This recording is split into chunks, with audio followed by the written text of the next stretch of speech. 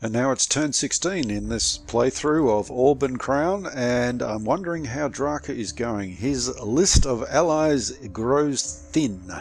So let's see the replay. Guildford has not surrendered, so they've held out for another turn. I thought that they might surrender after losing the town of Guildford, but clearly not.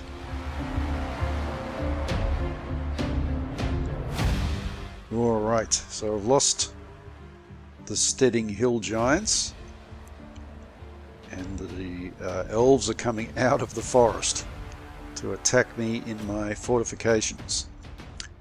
Guatenheim continues to be under threat, and Bleakland Saloon has been taken.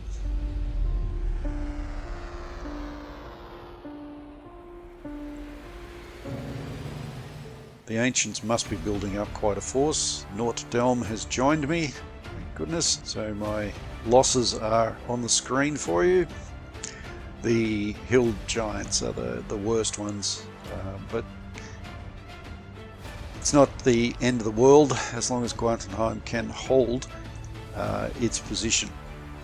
Imhotep is going to join me soon. Excellent. They will be able to perhaps attack the ancients from the their southern border. Nort-Delm has joined me. What else we got here? Most of the rest is trade route, so not too worried about that. Alright, now that Nort-Delm has joined the adversaries, there is a chance each turn that these tribes of giants might offer their services. So if I have a look at the map, this is the Ragnar Fire Giants, who are in this area just here, or in the mountains just here. There are also Frost Giants here in the Glacial Rift, and other Frost Giants up here in Svardborg. Both of those, of course, are inspired by D&D modules. The Storm King's Thunder has Svardborg in it, and the Glacial Rift of the Frost Giant King, Frost Giant Jarl I should say, is from the Against the Giants modules. Oh, classics, I love them. Anyway, back to Ragnar here, and yes, I would like them to join for the 300 gold pieces over 10 turns. They are well worth having on board. So they mobilize there. I'm going to keep them there without moving them, because if they move out, Iron Lord sees that as an opportunity to attack and will mobilize to a certain extent. Okay, the Hill Giants of Grudhorg from Storm King's Thunder. Let's have a look at where they are. Because the Vikings have taken Guildford, these Hill Giants here are quite impressed by that, and they offer their services as well. Now, as I take these giants on board, obviously it means that there's going to be less income for Mittelheim, but I feel that it is worth it, so yes, I'm going to take them as well. And they have mobilized and joined Mittelheim. We have the cavalry that I bought a little while ago for the Golden Khanate, and so now they would be on pretty much the limit of their units before they start losing 200 gold pieces each turn. If you get the right amount of technology, it's not a problem having that. Now I'm going to take losing that, I should say. Now I'm going to take a moment to go through some of the messages that are on the map. Just a few of them. So you'll see this one here, which I've not taken any notice of, and really should have. If I hover over it, it says 2 units are needed to garrison Jelling. Now you can see Jelling and the mine and the citadel are all sitting on 0 production. Now that's a lot of production to be losing each turn, and that's my silly fault, because all I need to do is, if I want to do it on the cheap, is send 2 garrisons into garrison this area. It's unruly, it is lawless, and so without 2 garrisons they can't produce the gems and things that come out of the Jelling mines. So that's number 1. Down here there is another one that says that this is the attack zone of the 2 dragons. So around this area here is the attack zone. This red here, even though it's not a pop-up message, the red around Guatan Peak, where allied units that come close have a reasonably good chance of being affected by toxic fumes there.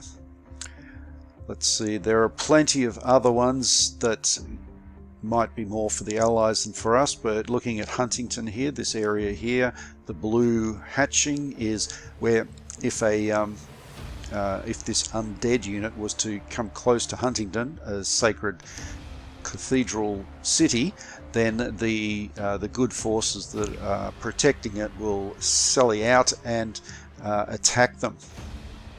In Vermont, once it actually activates, there is a message right here where my cursor is that tells me if Angnord is mobilizing a large force, and generally speaking it will be. They also have one here that tells them if I'm marshalling a large force, just to give a bit of warning about that.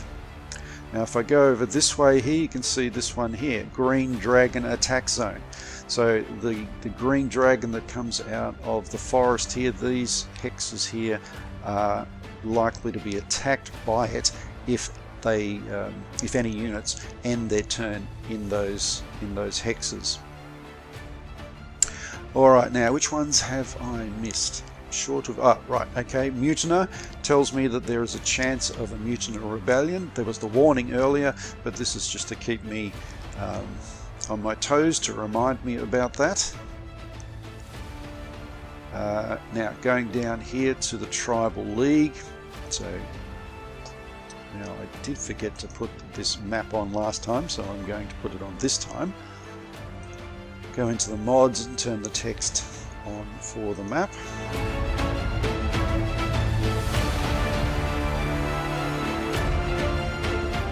Well, my computer is on a go slow tonight.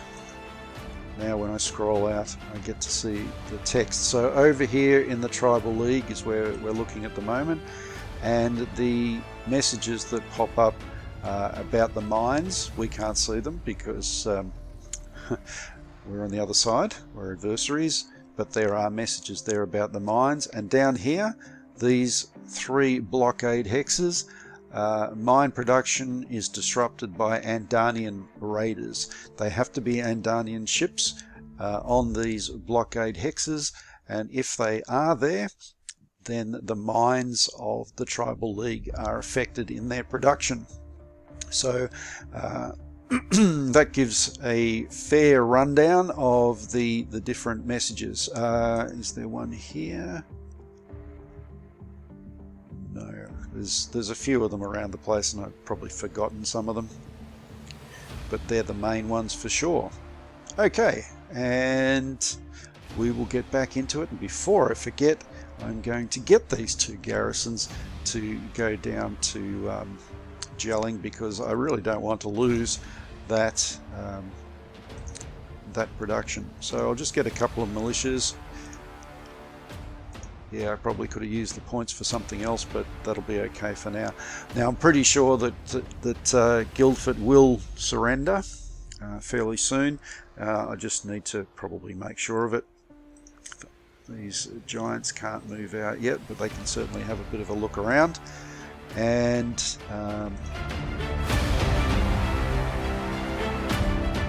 let's see how far can we get.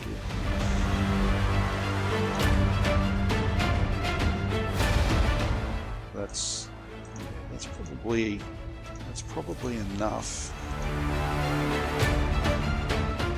And even though I wanted to move my Guatenheim units back, it's probably more important that I knock off the remainder of the Guildford forces before I do that. Alright, I will send these back now, reinforce the goblins there because they're looking a little bit weak. Force him across there, move this Viking leader down, and move this Guatenheim leader back through the tunnels, because he needs to lead this force that's going to defend Guarton Peak against this relatively weak force here that's coming through, but it's still threatening the capital, and definitely this force here, which could be quite a problem. At this stage I just want to slow him down until I can get these more powerful units down there to help with the defense. And Transmoridonia, this is very unusual. They normally will move, but the luck has not gone my way for that one. That's all right. Here I am now in real threat. It's not an impossible situation, but it's fairly difficult. So again, I'm going to reinforce Water's Bend, use Draka. Yeah, I will use him against these elves here, because I can move a little bit out of range of attack. And as you can see, I'm running out of units, so I'm going to bring these guys back. They're definitely not powerful, but they are something. So I'll bring them back to help with the defense. And that is about it as far as that's concerned. I don't have enough points to reinforce anything up there. Okay, I've already moved the Vikings, most of them anyway. What I haven't done is have a look at these new units that I've got for Norddelm. I'm going to upgrade their ships so that they become a little bit better against any Angnordian fleets or anything that they might come in contact with. And not now, but soon I'll start moving these units down to help against Iron Lord. On 61% they are at the moment. I want to try and get East Kilmar and Scoresbone on side first. Let's have a look at their diplomacy. Yep, it's still a long way to go, but at least they've got the chits there. Over to Andania. I'm not seeing anything from Mutiny yet, but that's not unusual. That attack, if it comes, doesn't usually come until later in the year, 2401. So I'm ready for it. Bring it on is my call. 238. I will put. Ooh, and what are they on? Yeah, 1% off getting their first level of espionage. So I'll put 200 into March in formation. I need their elites and their cavalry, when they start producing them, to be able to move across the land quickly. I want to try and get Mermont on board. I've got 3 in there, 68%. So I want to get them on board so that I can eventually attack into Angford. Looking at the Potentia again, I think I forgot them last turn, but I'll continue to move them up because I want them to go into that Praetorium there to activate it. And the same with this one here. I'm sending it down to activate that one there. In fact, if I was thinking straight, I could have done that quite a few turns ago with this veteran unit here. Get it down there into the Praetorium to garrison it and activate it. 344. And I thought so. I've got another Praetorian Guard, the second Praetorians that I can purchase. So I will do that. The Empress will be very happy to have both of her Praetorian units with her. And going to the Golden Khanate, we have a look and we see that Xinhua is on 89%. So they will mobilize very, very shortly. Probably next turn, in fact. But that should still give me one turn to get into position and attack while they are relatively weak and undefended. So I'm going to reinforce 247. Yeah, I'm going to reinforce these elites here so that they will have even more clout when they eventually attack. The light cavalry can't do much, but I'll reinforce them as well and move these. Now, as you can see, this is really slow. Excuse me, really slow moving the leader up the road from the interior. That's really not much choice. You could perhaps send him across to this port here, and then by ship to Condoro. It's not going to save much, and it will cost more. So basically, just I've always just put up with it, and by the time he gets there, the attack will be well underway. So I've still got 202 left, and I'm going to put in research into armor for the horse riders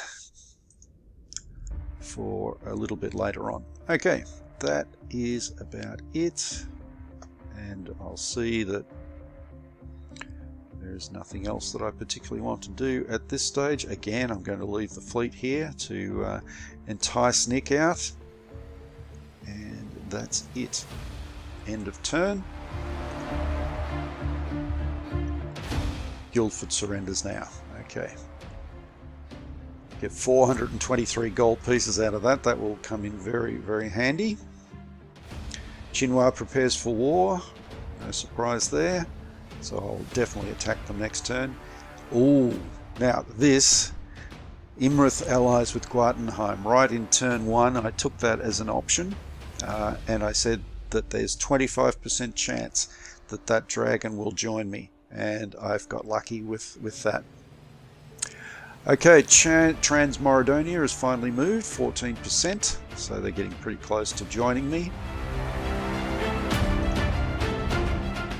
Korea has also moved 10%. Imhotep 13%, so they must be pretty close to joining the Golden Khanate. And Dania gets its first level of espionage, and Potentia moves 11% with its marching formation research. Charge, right, so now Golden Khanate, perfect timing, because now charge is an automatic upgrade, so those cavalry units that I've got on the border with Chinois will now have 2 attacks rather than 1. The Golden Khanate gets charged. Alright, and Mittelheim's balance sheet is a little bit lower because it's getting these 2 giant units, losing 60, but it got 423 from taking Guildford, so its gold piece count is at 749. The king will be very happy with the state of his treasury. Okay, that's where we will leave it. I'll see you in the next turn.